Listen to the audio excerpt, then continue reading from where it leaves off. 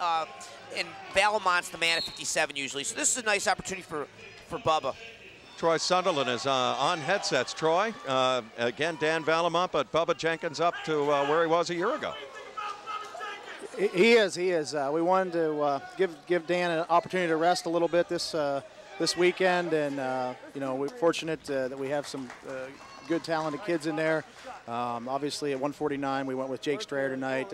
Garrett Scott's been under the weather with the flu a little bit, and you know, so we're fortunate to have Jake back in the lineup, and he did a great job for us tonight. Bubba's doing a nice job. Got a takedown early, and you know, we wanted to see how he could do up a weight class, and you know.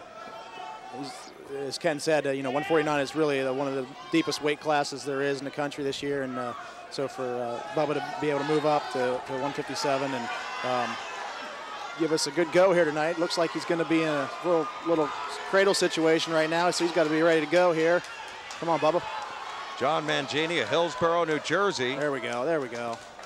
Freshman. That's two. There's two. Troy, Bubba's junior world champion this season. I mean, a great summer of wrestling.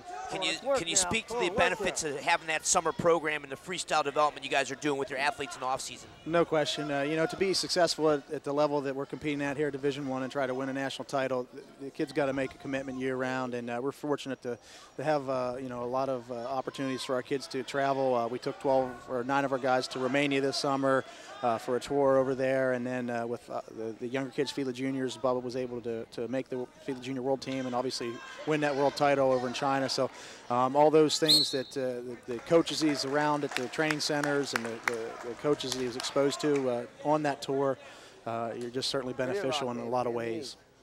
Troy Sunderland on mic with us as you were looking at action right now at 157. John Mangini coming up from the bottom for Lock Haven.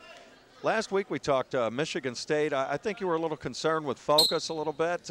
Tonight I think you're just trying to sharpen. You've changed the lineup around a little bit, but you really want this team on a big momentum sweep heading into the Big Tens, don't you, in 2 weeks? Well, it is important. It's the final test, you know, with competition prior to the Big Ten championships. And I told the team, you know, obviously we have to face Lock Haven tonight, but really our focus is improving in every situation, every position. And you know, we gave you know, Mikey an opportunity to move up there at 149. He's a little bit outweighed, a little bit out strength, but you know, the key is, you know, when you're called upon, be ready to go, and we need to be ready to wrestle and not take anything for granted. Neutral. Looking ahead down the road, 197 of Phil Davis. How's he doing right now? You know, heading into the Big Tens, and 3-time All-American for you. Well, you know, we'll see what he does tonight, but I know, I mean, it's a little bit bittersweet. You know, his last dual meet here, you know, for us at Penn State before entering the postseason. So, you know, we'll certainly miss, you know, his ability to score. There you go, Bubba, with a cement mixer. Takedown. And, but, you know, that one thing, the elusive national title has escaped him so far, and hopefully that he'll be able to capture that this year. 5 seconds here left in this opening period.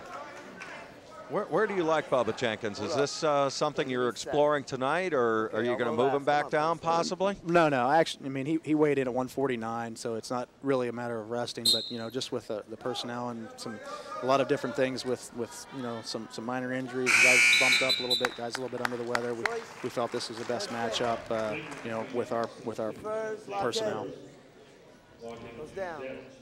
Troy, you want to talk what we're seeing here? Bubba's in a front headlock situation. He likes to roll from here, and you can see him grabbing the chin and the arm underneath and just rolling, coming out, trying to get perpendicular. And Mangini's pretty flexible, so he wasn't able to pin the shoulders down, but was able to secure the takedown. Bubba likes that move. He's aggressive. He'll throw that move. He usually gets it most of the time, too. He got it there and got to go behind. Right. I think the only time he got burnt this year was against Ohio State. I think they knew it was coming. He forced it a little bit, but usually that's an exciting move. He likes to break that out. He does. I mean, and you know it's coming. A lot of coaches have, of course, scouted him by now, and they know it's coming. It's really difficult to stop. He is deceivingly strong, and you know, it was interesting watching the film on that with Palmer. That you know, Palmer did a nice job really countering that and anticipating that roll. Yeah, it was all on Palmer. He just really got it. But coming back to the here and now, boy, Bubba moving up a weight here, and Mangini is a really premier freshman. I mean, he had a great high school career in New Jersey, and Bubba is just pretty much owning him. That's the 4th takedown now. Out big, 8-3. Troy, you mentioned minor injuries. I mean, who doesn't have a minor injury in late February heading into March? Somebody's got something ding here or there. I mean, it's brutal.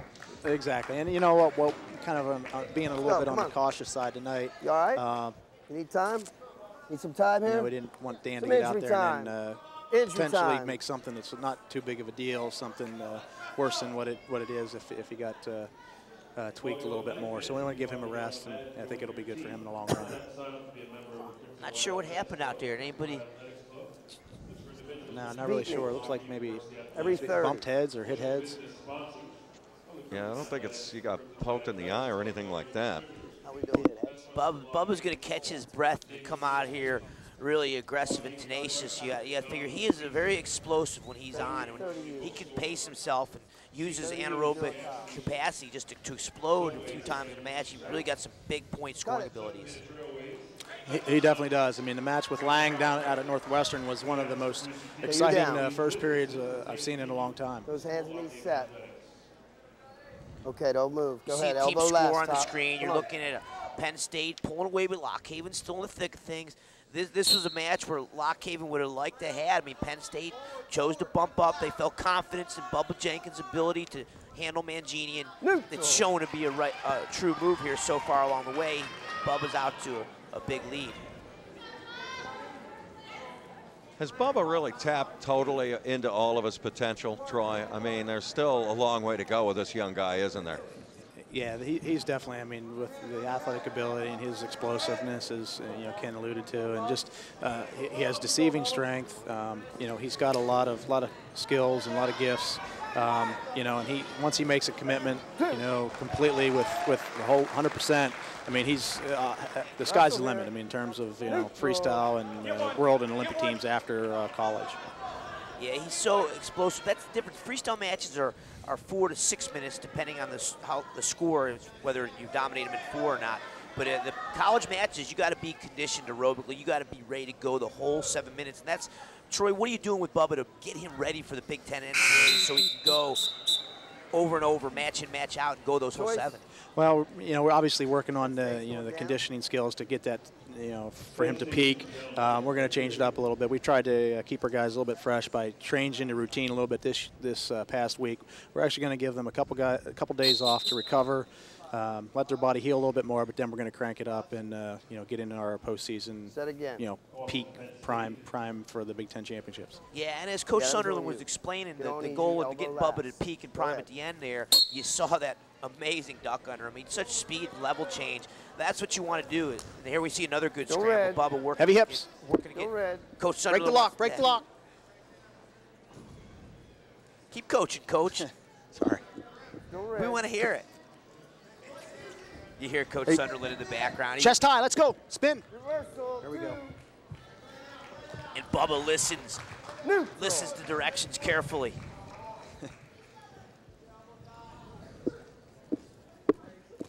Let's get a couple more here. Get your 2. Get your 2. 2. He's been forcing that twister cement mixer roll a lot of times. Like to see him get some more leg attacks. His single and his misdirection are very good, and he needs to put himself in those situations a little bit more to get a little bit better in those finishes. But he's doing a nice job and being patient, and not getting careless. Well, this has been a good performance for Bubba Jenkins. I mean, he's dominating. He's basically breaking his opponent, Mangini, from the Lockhaven. And again, John Mangini's had a dominant high school career. Lockhaven expects big things out of him, but Bubba's telling him right here. Bubba's showing dominance here. Yeah, I mean, Bubba's had obviously, wrestling a lot of the best 49-pounders in the country all year long. So, he's ready. There's that misdirection. Yeah, low single attack. Hook the low leg here. Post your head out. You're going to score. Come on now. We're still neutral. Get this. Come on. Still neutral. Hook that leg. Hips up. Still neutral. Come on. There you go. Get it. Keep that elbow. There's 2. Get your points. Hips up. Stay with it. All right, nice job. Impressive performance by Bubba Jenkins.